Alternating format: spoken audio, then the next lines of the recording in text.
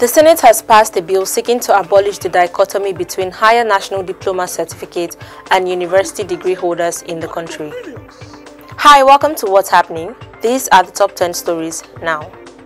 At number 10, suspected assassins have killed Kenneth Amukamara, the People's Democratic Party youth leader in Olu East local government area of Imo State. The gunmen who carried out the act on Tuesday also burnt Kenneth's house and damaged the vehicles of his brother, who is a retired soldier. Don Uba, a journalist who spoke on the killing of the PDP youth leader, said residents of the area were in panic. In a statement on Tuesday, the PDP state youth leader, Greg Nwadike, said apart from killing Kenneth, the assailants also set the deceased house on fire. At number 9, the federal government has agreed to increase the hazard allowance of all health workers in its health establishments across the country by 350% and 600% for junior and senior workers, respectively. The federal government also agreed to increase the retirement age of doctors and other health workers from 60 to 65 years and 70 years for consultants. The decision was announced on Tuesday night by the Minister of Labour and Employment, Chris Ngige, after a meeting between the federal government and representatives of all the professional bodies and unions in the health sector. At number 8, the federal government has said that in order to resolve the farmer header crisis across the country, grazing reserves in 21 out of the 36 states of the federation will be revived.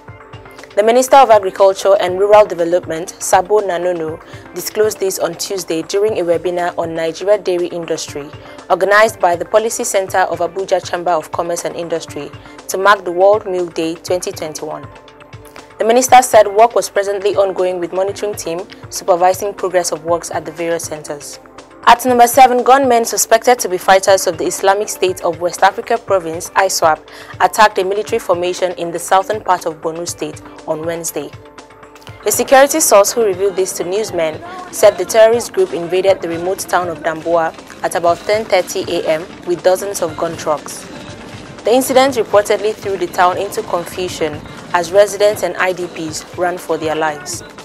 As of the time this report was filed, there was no record of casualties on the part of the troops or ISWAP. At number 6, the governor of Ondo State, Oluwarotimi Akeredolu, has denied calling for the scrapping of the Nigerian Senate in the ongoing review of the 1999 Constitution by the National Assembly. The call was said to be made by Akeredolu, who was represented by his deputy, Lucky Ayedatiwa, at the House of Representatives public hearing on the review of the 1999 Constitution on Tuesday. But speaking on Wednesday, Akeredolu described the report, quoting him as calling for the scrapping of the Senate as an interpretative error. At number 5, a reporter with BBC Africa Eye, Peter Nkanga, has written the Nigeria Police Force alleging threat to his life by supporters of the host of Brekete Family Show, Ahmed Issa. Nkanga said he has been receiving death threats since the release of the BBC documentary showing Issa assault an interviewee. The reporter alleged that supporters of Issa, popularly known as Ordinary President, released his phone numbers on social media, and he has since been receiving death threats, with some saying they will stone him to death. The reporter disclosed this in his letter addressed to the Public Relations Officer of the Police Force, Frank Mba, on Wednesday. He therefore called on the police to invite Issa to sign an undertaking that his life is safe. At number 4, President Muhammadu Buhari has sent an executive bill to the Senate seeking to increase the retirement age for teachers in the country from 60 to 65 years. The bill also seeks the extension of years of service for teachers from 35 to 40 years. Buhari's letter, addressed to the Senate President Ahmed Lawan, was read during plenary on Wednesday. The President explained that the piece of legislation would provide for harmonized retirement age for teachers in Nigeria. At number 3, First Bank of Nigeria Limited has debunked some media reports that its branches in the southeast have been shut down due to the rising insecurity in the region. In a statement released on Wednesday by First Bank's Group Head of Marketing and Corporate Communications, Folake Ani Mumuni, the bank noted that its branches in the southeast and other parts of the country are fully open for business.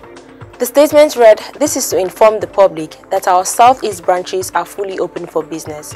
Please disregard any news making the rounds that is contrary to this. Thank you."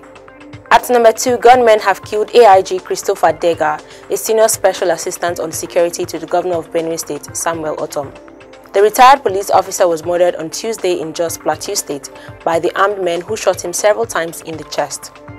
Dega's death was confirmed by the Chief Press Secretary to the Governor, Teva Akase. However, the Plateau State Police Command said it has arrested some suspected killers of the governor's aide. The State Police Public Relations Officer, Uba Ogaba, confirmed the development in a statement released on Wednesday. Finally, at number 1, the Senate has passed a bill seeking to abolish the dichotomy between higher national diploma certificate and university degree holders in the country. The bill, sponsored by Senator Ayo Akinlelure, passed third reading at the floor of the Senate during plenary on Wednesday. The chairman of the Senate Committee on Tertiary Institutions and TET Fund, Ahmed Kaita, presented his report, and all the amended 6 clauses in the piece of legislation were approved by the Senate. Always remember to wear your mask, wash your hands, and stay safe. That's all for today. See you next time on What's Happening.